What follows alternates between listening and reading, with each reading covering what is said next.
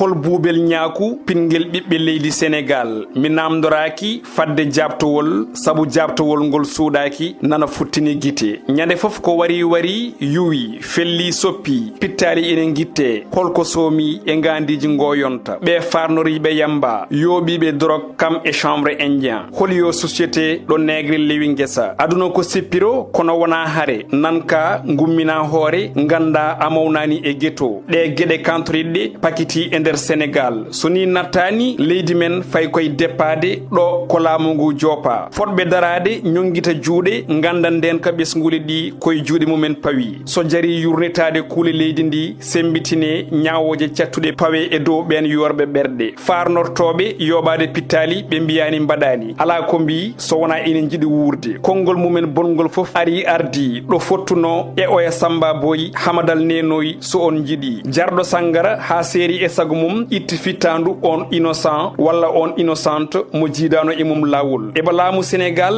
nane pawte leydi ndi e dow lawol hay galle so ɓooyi ina moƴƴi ñaaste yimɓe ina mbare tan ina deƴƴi beele en jokka deƴƴere wat boniyankoɓe ina jokka bade mumen yimɓe ina mbarde no buubi ala kaalowo saha kaɗowo barɗo fof nangue mofte lebbi e duubi yaltine ina wadda peɗeli e guite e ɓesgu baraɗo ko mayɗo tan boora ɓesgu muɗum ɗalda e mette e nimsa holiyo Sénégal mo gonɗen ko namdal